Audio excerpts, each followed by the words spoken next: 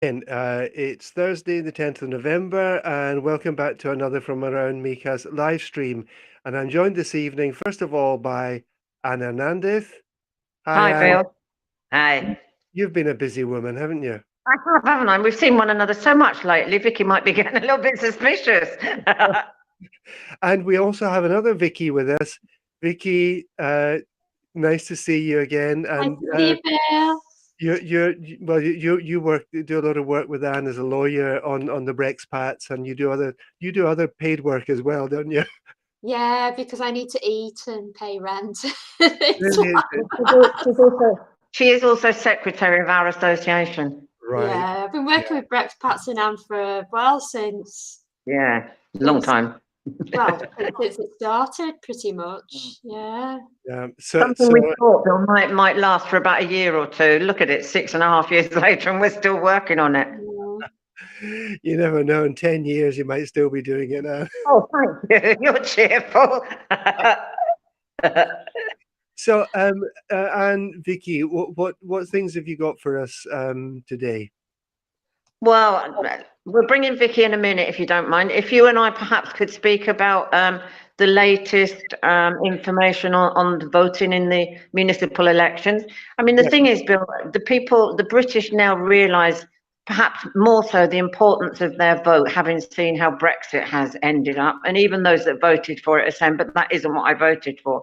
Sure. So they do want to vote, and as it stands at the minute, they can't vote in the UK elections if you've lived outside for more than 15 years, and I'll come on to that in a moment. We can't obviously vote in the Spanish elections because we're not Spanish nationals, and we can't vote in the EU elections because we're no longer a member of the EU. So in the municipal elections, the local elections, it's the only vote we have. Yeah. And I mean, you and I have been working on this since before Christmas, and hopefully now it's being sorted. So I don't know if you want to give the details, or I can. Well, perhaps you. yeah. I mean, what happened was, I think 28th of September, there was an announcement made by the electoral office, sort of laying out various conditions, and Brits had been included in the list of countries with a reciprocal agreement, which would mean that we can vote in local elections. But we were waiting on this being signed off by the Council of Ministers, which it was done on last Saturday. We actually received the official state bulletin on Monday morning, basically saying, "Yep, folk, you're in." Now, that sounds great, doesn't it?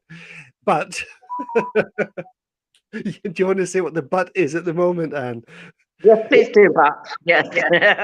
Yeah, the but at the moment is that the Office for National Statistics has not yet advised the councils which forms Brits Oh yes, I know. in order to do that. That's one but. The other one is that we are likely to have, probably by the time this bit goes through, from around the beginning of December until the 15th of January in order to get registered. And in case anyone doesn't know, at the end of December, or mid end of December, we get Christmas. Then I think New Year comes usually on the 31st of December. And then the 6th of January is more festivities. So there's going to be a lot of places closed down during that whole 6-week period. So we're really going to be struggling a little bit, I think, to get people in and get them registered. I mean, and we were talking about this potentially. I mean, there's 9,000. I don't know if they're British or foreigners living in Mijas. Well, we've got 29,000 foreigners in total, and we have about 9,000 Brits. Okay, and to delete some because they're not of age to vote, etc., we can estimate perhaps 2/3, so around 6,000 might be wanting to register to vote. Yes. That's a big job for our foreigners department, isn't it? It is indeed. Now, there is something else that I've kind of mentioned in a video I made earlier this week. Apparently, the National Institute, I don't know if it's the INE or the INM or the OCE, I don't know which department, are now sending out letters to people inviting them, if they're eligible, to register to vote. And if you get one of these, it's problem solved. You basically just have to put an X in the box, and it's a prepaid card or whatever, and you just there's an envelope with it, stick it in the envelope and stick it in a post box, and that's it done. But So that's not the Brits. well, apparently, apparently it is, but and I wouldn't argue with you on that because I don't know anybody who's received one. No, and they don't have the documentation ready to register them. Right. I know that for a fact. Can we just add the requirements that at the time of registering, they should have been on the Padron for 3 years? Yeah. And it's super important that they are habitual residents, which means if you're on the Padron because you're a second homeowner here, etc., you are not entitled to vote. It has to be your primary residence.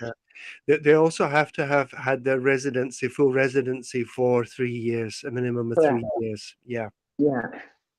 And so if you've got your residency, you should be on the Padron anyway. Yes.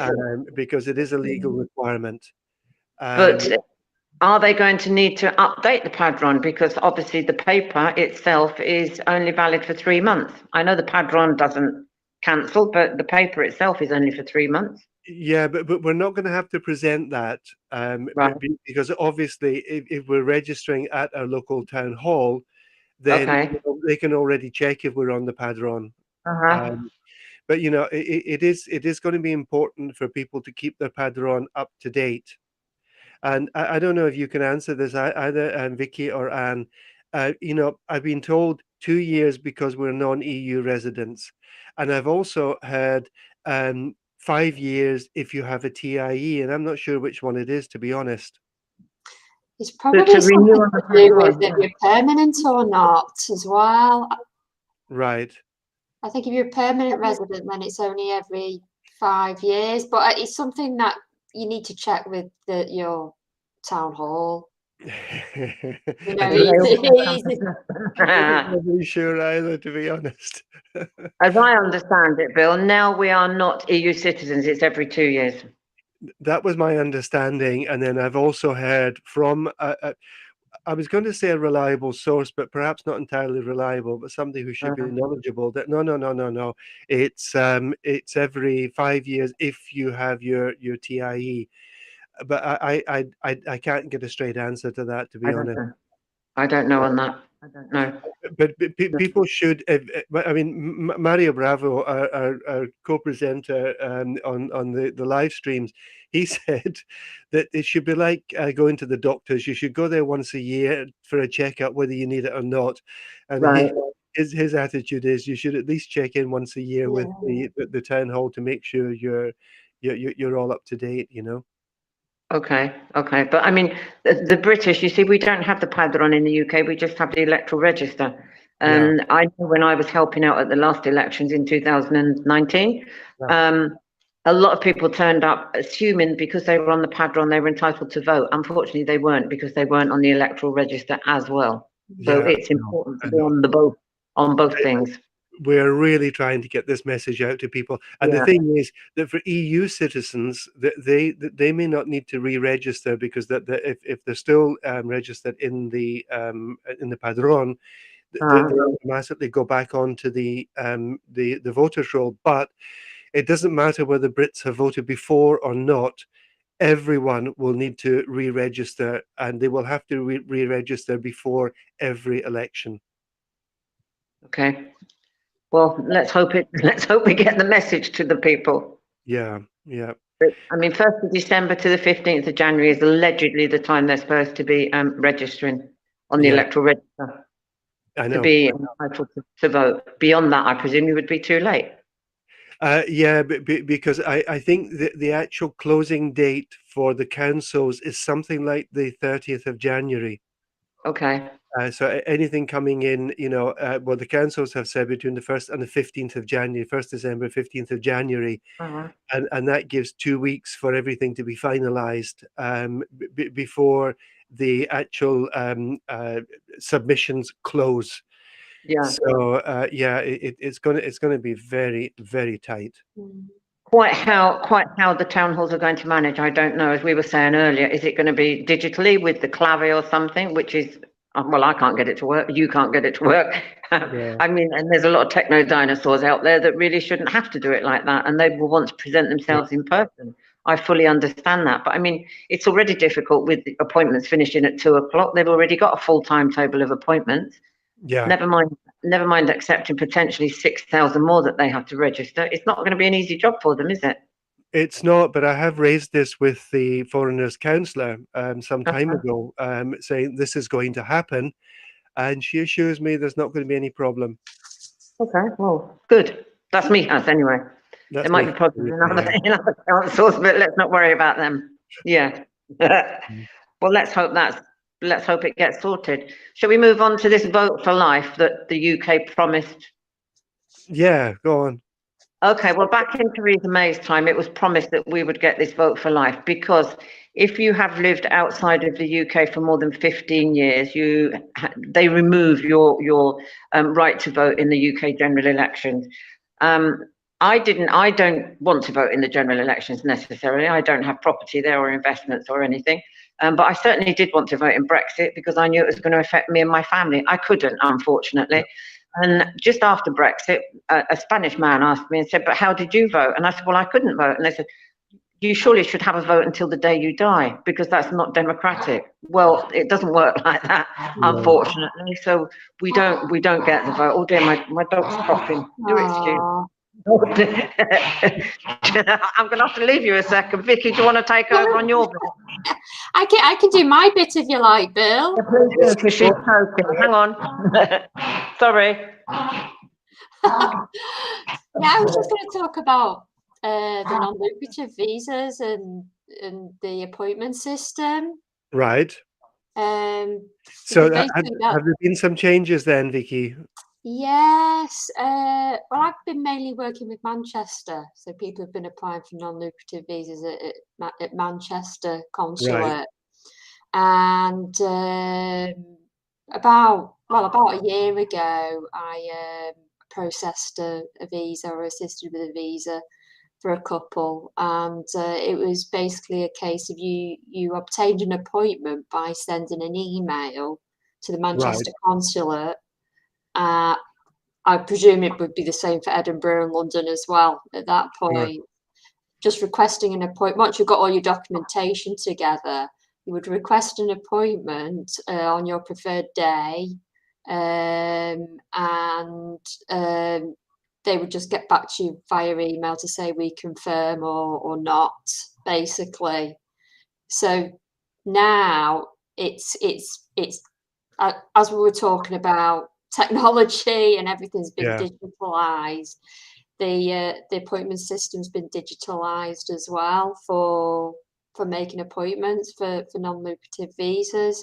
So it's quite complicated, but what you have to do is you have to make sure you have your ACRO criminal records certificate within 3 months translated with an apostille stamp, and your medical certificate, which is basically you go to your GP or a private doctor to say that you haven't got any infectious diseases. There are some clinics that will do that in Spanish and English. You have to get that apostille stamped or translated if necessary, and you have to attach that to your email to the consulate requesting an appointment. And you also have to have a selfie of yourself holding out your passport on the photo page, incorporated into the body of the email. And there's a whole list of information they require. So it's basically your full name, your selfie of your passport, your address, your phone number, what kind of visa you require, and the attached documents. Then you have to wait for them to get back to you, and they give you a password. And with that password, you can then get into the appointment system. And they usually come in 2. So for a couple, you'll get 2 at the same time. What I wanted to make people aware of was if you start chasing them, so you send your email requesting an appointment. If you start chasing them, basically, what happens then? You get an automated message back to say you need to wait 7 days, and if you send us an email within the next 7 days, you're going to be put back to the back on the queue for 2 months. You have to wait 2 months before you can. So it's something that could easily catch people out there, and in the meantime, their documentation would be out of date, and they'd have to go through the process of getting that documentation, apostille, stamps, translations all over again. So I think what's happened in the interim of when I started the process to now is, what I think is, a lot of people have been turning up to their appointments without the correct documentation. Right. And just had to be turned away. So now you've got a lot of hoops to jump through to get your appointments. Sure. But then there are plenty available. It's just you have to wait for them to contact you, because after 7 days of sending your email to them, you can chase them. But what I've found out is that they will get back to you on that 7th day. Okay. So it's just what I don't want for people to experience is they get put back 2 months. Why is it when just for chasing them? Why is it when they do something which you would think is going to simplify the process, it always makes it more complicated? Exactly. I mean, I don't know. People really need help if they're not tech savvy, just to get the appointment. Sure. Vicky, is it right, Vicky, that you have to register your S1 if you're a pensioner as well when you're applying, whereas before you had to register it after you had got your visa stamp, didn't you? Right.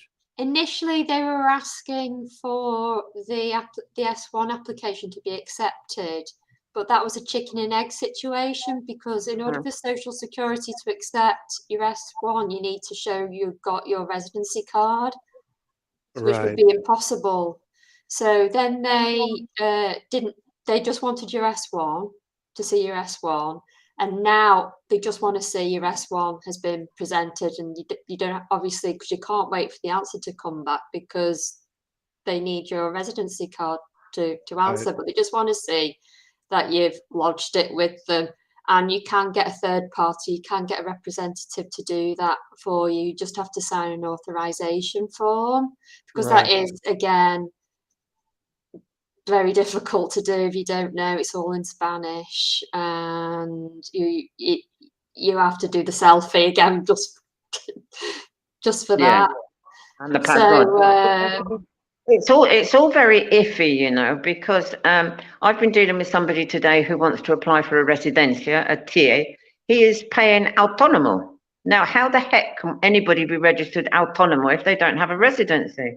It strikes me that Hacienda wants to take your money every month for being self-employed, but it's quite wrong. You can't actually be self-employed autonomo unless you have a residency. Yeah, I don't know what's happened there, because I've heard of other cases where they've been refused to. Well, it just seems the Hestor applies for it. They haven't got the residency, so it's odd. And then some of the consulates in London take the passport off the applicant. Others don't. Not even the same. I think what London does is they keep the passport. They ask for a self-addressed prepaid envelope. They send it back to people. Now with Manchester, they give the passport back, and you can just collect your visa when it's. I think Edinburgh does it back as well. Yeah. Well, people can be waiting up to 3 months for their visa to be processed, and if they want to come on holiday to Spain or wherever in the interim, they might have to travel for other reasons. Because they wouldn't have their passport. Exactly. So each consulate works slightly different ways. So why does that not surprise me? Yeah, it makes it very confusing, you know, when somebody asks me, for example, what's the process of applying for an NLV, a non-lucrative visa? Well, where are you going to be applying to it for? You know, it's not easy. It's like the golden visa, if you apply for that whilst you're living in Spain, they will give you a 2-year residency. If you apply for it in the UK, you only get a 1 year. Now, I don't understand that, but that's the way it is. It's really odd. I mean, you've got to be in it. I can't say you've got to be in it to win it, but you've certainly got to be in it to know what it's all about, because it's not as straightforward as just tick boxes 1, 2, 3. And this is a whole new world for us, visa applications. Yes. You know, it is. We are. I am learning on the job, because, you know, but even, you know, the Manchester consulate didn't exist until 2 years ago, when they decided to open the doors. It used to exist many years back. They closed it, and then they reopened it. I think it is one of these things that, you know, some people have managed to do some of this paperwork on their own, and I'm sure that has happened. But, you know, I think it's good advice to take professional advice on this, and to get all your ducks in a row, and up to date, as you've just been explaining to us, Vicky. You know, with all the new requirements and the new ways that things are doing, having everything in place, so as the whole thing is not sort of knocked back and you have to start all over again. Yeah, the problem is keeping your eye on the dates on your documentation, because then you're having to start again with your ACRO application. That takes time, and then the apostille stamp takes time to get, and then the translation takes time, and money. And, you know, if you have to go back to the clinic in Manchester or London for your medical certificate all over again as well. You could just be chasing your tail, you know, going around in circles with it. Yeah. It sounds a bit like living in Spain sometimes. Yeah. Don't be so negative. You cynical old thing, you. But they punish you for chasing them. They punish you for chasing them, and that's putting you back 2 months. That's bad, isn't it? Yeah. No, I say that, and because like you guys, I always end up with the things that are going wrong with people. People never contact me and saying everything's gone right and I've applied for a building license and I got it in 2 weeks. Nobody ever contacts me about that. They only ever contact me when things go kind of upside down, you know. Yeah. And then you're chasing your tail all the time. Absolutely. I mean, for the sake of saving a few €100, possibly 1,000 or so, honestly, I recommend using a professional. Seriously. Because it is such an important thing. I mean, I've mentioned before, but I've had to intercept, fortunately, just in time, 2 weeks before their 3 months of their visa stamp in their passport expired. Whether it was lost in translation, I don't know, but they thought that was their residency, that was their permission to live here. Well, it was their permission to apply to live here, but it's not your permission to reside here. So with 2 weeks left, we just about got it through in time by applying for their TIE, but they said they weren't told.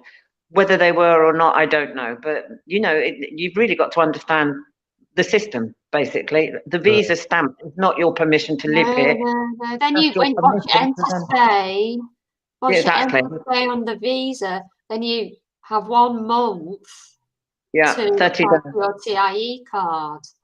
Yeah. You have to make sure that get your passport's getting, because it's not like the TIE Brexit cards, but the TIE visa, under a visa, you have to make sure your passport's getting stamped, because that when you come to renew, they check to make sure that you haven't been out of the country for more than 6 months.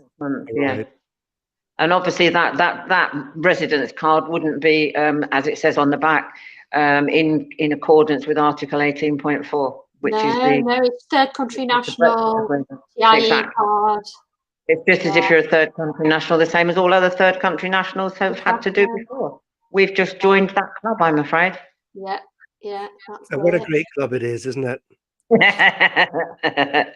Oh yeah, loving it every minute. Brexit, the gift that keeps on giving. Yeah. So, anything else on the NLVs, Vicky?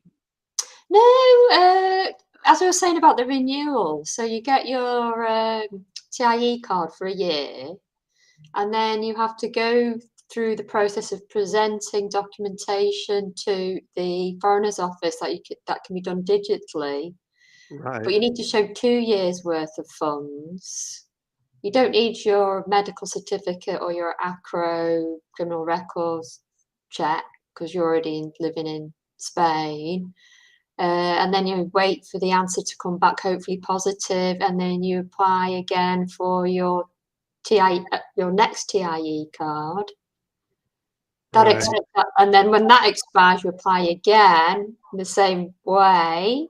So you would have, in theory, have got your 5 years in. So then you can apply for your long duration, your permanent residency card. But to do that, you have to have been basically, you can only have been out of Spain in the last 5 years for a maximum of 10 months. Yeah. So it's a case of you really have to keep your eye on the amount of time you're out of Spain if you want to get your permanent residency, because after that you don't have to keep proving your funds, you don't have to keep proving you're covered by health insurance. Now, if you don't comply with the 10 months in the 5-year period, you apply again for another 2 years. So it's not like you're cut out completely, but you have to prove again your health insurance, your funds, and all right. Okay. what have you. Right. Just a point on that health insurance. If during that first year, for example, you reach pensionable age, so you can get an S1, after the year of your private medical insurance, you can then convert it, can't you, to an S1? You can apply to change it for your second and third year, I believe. Is that correct, Vicky? But for the application for the Foreigners Office, in the Foreigners Office, when you come to renew, then you would just be, well, they'd probably want to see that it's been presented to the Social Security Office, because by that point you should have you'll have your residency card, your TIE card to present. Now, whether or not they would want to see the answer to say that it'd been actually accepted. And the S1, as I understand it, is one of the few forms that does not need to be apostille stamped and then officially accepted per se. Exactly. Yeah. No translation needed, no apostille stamp for that. And I mean, after 1 year, they could also apply, I presume, for the Convenio Especial. Yes. Yeah. True. So that's quite another how soon option. that's true. I don't know, but that's another option. Yeah. Which is it's sort of paying an insurance to the public health system here in Spain. It doesn't include prescriptions, and there's certain medical interventions not covered, like prosthesis and things like that. But most of it is. Right. And if people can't afford to keep up their private medical insurance, that is another option. It's an option, yeah. Yeah. So Anne, the Votes for Life, you started that before your dog choked on his I'm sorry, before my dog started choking. Yeah, my puppy. The Votes for Life. So we were promised this back in Theresa May's term, and were told that it would be ready for the next general election, which 2019, when Boris was voted in, it wasn't ready. I do realise that we're not top of the priority in pecking order. They've got enough to be thinking about now. But given the instability of the way the UK government is going and the talk and pressure, I suppose, for them to call a general election, a lot of people are worried because they won't be able to vote in the general election, those that live here in Spain, for example, or in the EU. I mean, I did see in a newspaper, they said there were 30,000 Brits were affected by this. I don't know where they've got that figure from. There's 450,000 Brits live in Spain. And I know it's about 1.2 million in the EU, British, that potentially could have voted and weren't able to. And if there's another election, wouldn't be able to. I mean, I realise Turkish don't vote for Christmas, but if we should be entitled to that vote. And April the 28th of this year, it was given royal assent. So now it has to go for secondary legislation by both houses of Parliament. It has to be drafted, debated, and approved. If it's approved, then they have it scheduled to come into play, let's say, to be implemented just before the spring general elections of 2024. Right. Now, if there's a general election next year, an early one, obviously that won't get through in time. My concern is, what if it isn't approved before 2024? Have we got to wait then until 2029? I mean, so because there's so many now realise the importance of their vote, as I mentioned, because they don't like the way Brexit went, etc., and they want to vote. We are hopefully trying to put pressure on the government to certainly implement this sooner, to certainly programme a date when they can look at this secondary legislation sooner than 2024, and bringing on board all the other groups, let's say, in the EU that support the Brits. So there'll be more on our Facebook about that, but that is our challenge currently. Let's put it like that. Lobbying whatever politician will listen, isn't it? Sorry. It's about lobbying whichever politician will listen. Yeah. I mean, I've got, in inverted commas, a friend and acquaintance in Sir Roger Gale, who's a Conservative MP. He's very good, actually, and I send him all sorts of information. And he says, "I'll mention that in the next Prime Minister's questions." And sure enough, he does. And he usually says, "I have it on reliable information that this is what's happening in Spain for the Brits." And I always then call him and say, "Thank you so much. You're one of the few politicians of the Conservative Party that I know actually does what they promise." You know, he's one of the old grandees. He's in his 70s, bless him, but he's a good man. So they're not all bad, you know. No, but I think they're just bad in all nationalities and in all political parties. That's as much as I can say, really. Yeah. I think they've just all been too busy with their, lucky dips for who's going to be leader next for the last Five prime ministers in 6 years. I mean, that's laughable, isn't it? That is really embarrassing. That really is. But there we go.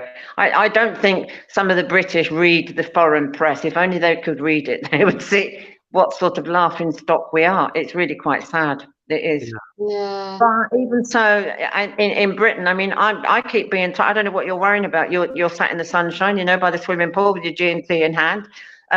What are you worried about? Brexit is done and dusted. Brexit is far from done and dusted. You know, there's all the trade deals to do. There's Gibraltar to sort out. There's the Irish protocol. There's driving licenses, etc. There's still lots to sort out. It's far from done, and unfortunately, I mean, the driving licenses certainly, but unfortunately, as we mentioned right at the beginning, we're accused of scaremongering, that it would affect us being British residents in the EU more than British residents in the United Kingdom, and it's proven to be the case. I just think we're way down list of priorities, aren't we? Absolutely. I mean, yeah, we feel really totally disenfranchised. We're abandoned, basically. We are. Yeah. Which is not. It's not good when we're carrying that British passport. Sue McCleary, thanks for listening in. Sue is saying that she totally agrees that the whole of Europe is laughing at us. Sadly, yes, that is the case. Yeah, probably beyond Europe as well. Probably beyond Europe as well. I don't know. I don't read the press beyond there, but yeah, probably. Yeah. Sort of North Korea and yeah, somewhere like that. No, I did read just recently, like the day before yesterday or something, that one of the secretaries of state of Spain is applying to the EU to extend the 90 days in any 180 to be 180 in any 360. So it would be 6 months of the year. I can't think how that's going to work because it's a Schengen rule. But there we go. He's applied for it because he believes it's affecting our winter tourism, which it probably will. That's aligning it with the UK.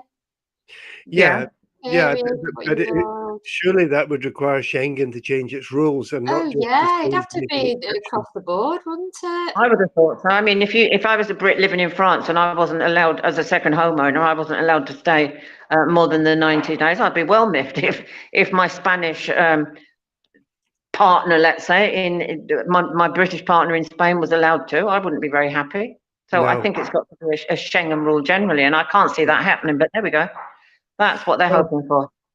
Yeah, I mean, I don't personally think it would be a bad thing if that were to happen. I think it would be good. I think it'd be win-win, to be honest. win for Spain and win for the individuals. But especially now, Bill, with the inflation and the cost escalating in the UK, and a lot of the pensioners are deciding whether they can heat or eat, and the food banks are even short of food, etc. I mean, a lot of them used to come over here for 4 or 5 months of the entire. They'd come over from October to about March, stay in perhaps one of the Saga hotels or something. They could introduce a visa like in France. They have a long-term tourist visa. So that would be one way. Yeah, but anyway, I mean, Spain has us in mind. What can I say? Whether the Schengen area or the EU will permit it, I don't know. I don't know. Well, time will tell. Time will tell. Listen, I think we've covered all the topics, plus that extra one on the 90-100 days that you just mentioned to me the other day, and Vicky, thank you for joining us and for filling us in on all this excitement on the NLVs. I need to just, it's not my passport, but I'm oh yeah, you're going to take a selfie with your camera with your passport. Yeah, that's it. Yeah. Oh, that's great. And as always, thank you very much for joining us this evening. Thank you, Bill. No doubt we shall speak again very soon. No doubt we shall. And thank you, Vicky. Nice to see you. Nice seeing you. Thank you for those listening in. It's almost a weekend, so have a great one when it comes. Take care, everyone. Thank you so much. Bye-bye.